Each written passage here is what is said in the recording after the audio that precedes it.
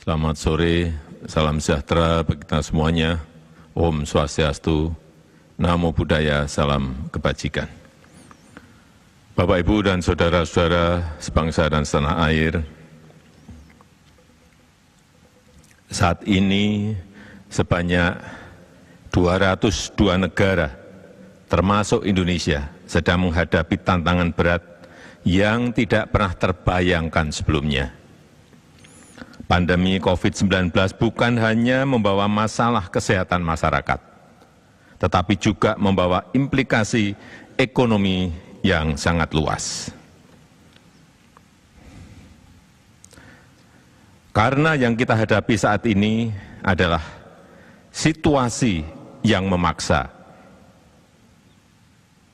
maka saya baru saja menandatangani Peraturan Pemerintah Pengganti Undang-Undang Perpu tentang Kebijakan Keuangan Negara dan Stabilitas Sistem Keuangan. Perpu ini memberikan fondasi bagi pemerintah, bagi otoritas perbankan, dan bagi otoritas keuangan untuk melakukan langkah-langkah luar biasa dalam menjamin kesehatan masyarakat, menyelamatkan perekonomian nasional, dan stabilitas sistem keuangan. Pertama, pemerintah memutuskan total tambahan belanja dan pembiayaan APBN tahun 2020 untuk penanganan COVID-19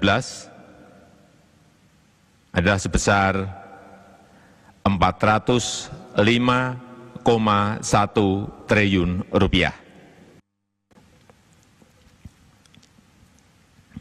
Total anggaran tersebut akan dialokasikan 75 triliun rupiah untuk belanja bidang kesehatan,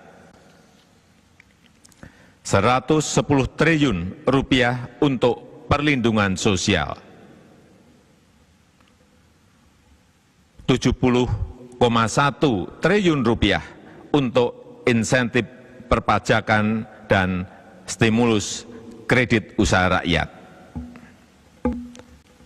dan 150 triliun rupiah untuk pembiayaan program pemulihan ekonomi nasional, termasuk restrukturisasi kredit serta penjaminan dan pembiayaan dunia usaha, khususnya terutama usaha mikro, usaha kecil, dan usaha menengah. Bapak, Ibu, dan saudara-saudara sebangsa dan setanah air, anggaran bidang kesehatan akan diprioritaskan untuk perlindungan tenaga kesehatan, terutama pembelian APD, pembelian alat-alat kesehatan seperti tes kit, reagen, ventilator, dan lain-lainnya, dan juga untuk upgrade rumah sakit rujukan, termasuk Wisma Atlet, serta untuk insentif dokter, perawat, dan tenaga rumah sakit. Juga untuk santunan kematian tenaga medis, serta penanganan permasalahan kesehatan lainnya. Kemudian anggaran perlindungan sosial akan diprioritaskan untuk keluarga penerima manfaat PKH yang naik dari 9,2 juta keluarga menjadi 10 juta keluarga penerima manfaat. Juga akan dipakai untuk kartu sembako yang dinaikkan dari 15,2 juta orang menjadi 20 juta penerima. Anggaran perlindungan sosial juga akan dipakai untuk kartu prakerja yang dinaikkan anggarannya dari 10 triliun menjadi 20 triliun untuk bisa mengcover sekitar 5,6 juta orang yang terkena PHK, pekerja informal, pelaku usaha mikro dan kecil. Juga akan dipakai untuk pembebasan biaya listrik 3 bulan untuk 24 juta pelanggan listrik 450 kVA dan diskon 50% untuk 7 juta pelanggan 900 kVA. Termasuk di dalamnya juga untuk dukungan logistik, sembako, dan kebutuhan pokok yaitu 25 triliun.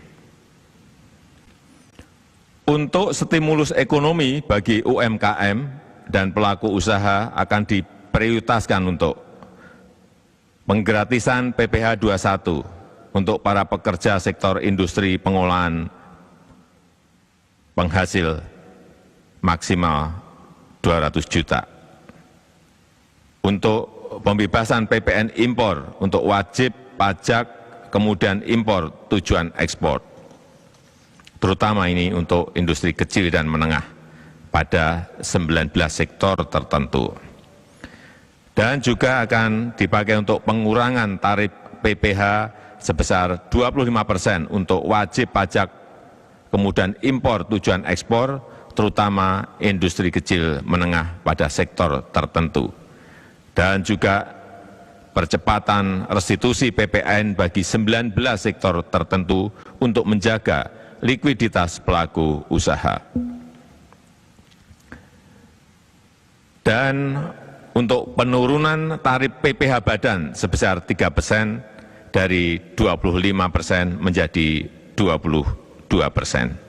Serta untuk penundaan pembayaran pokok dan bunga untuk semua skim KUR yang terdampak COVID-19 selama 6 bulan. Untuk bidang non-fiskal, dalam menjamin ketersediaan barang yang saat ini dibutuhkan, termasuk bahan baku industri, pemerintah melakukan beberapa kebijakan, yaitu penyederhanaan larangan terbatas, lartas ekspor, penyederhanaan larangan terbatas atau lartas impor, serta percepatan layanan proses ekspor impor melalui National Logistic Ecosystem. Bapak Ibu yang saya hormati, pemerintah bersama Bank Indonesia dan OJK mengoptimalkan bauran kebijakan moneter dan sektor keuangan untuk memberi daya dukung dan menjaga stabilitas pada perekonomian nasional. Bank Indonesia telah mengeluarkan kebijakan stimulus moneter melalui kebijakan intensitas triple intervention, kemudian menurunkan rasio giro wajib minimum valuta asing bank umum konvensional, dan juga memperluas underlying transaksi bagi investor asing dan penggunaan bank kustodi global dan domestik untuk kegiatan investasi. Kemudian Otoritas Jasa Keuangan juga menerbitkan beberapa kebijakan, yaitu keringanan dan atau penundaan pembayaran kredit atau leasing sampai dengan 10 miliar termasuk untuk UMKM dan pekerja informal maksimal 1 tahun. Serta memberikan keringanan dan atau penundaan pembayaran kredit atau leasing tanpa batasan plafon sesuai dengan kemampuan bayar debitur dan disepakati dengan bank atau lembaga leasing.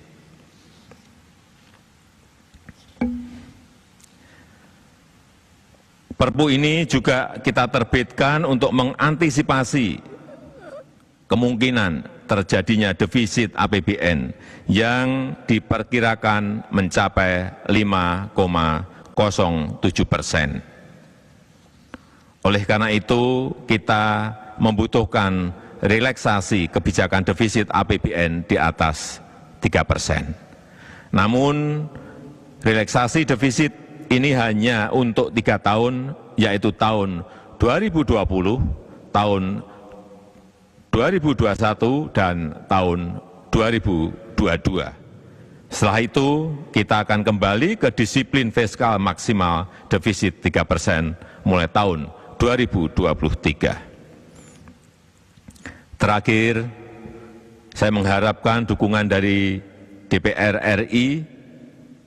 Perpu yang baru saja saya tanda tangani ini akan segera diundangkan dan dilaksanakan, dan dalam waktu yang secepat-cepatnya kami akan menyampaikan kepada DPR RI untuk mendapatkan persetujuan menjadi undang-undang. Demikian, terima kasih. Wassalamualaikum warahmatullahi wabarakatuh.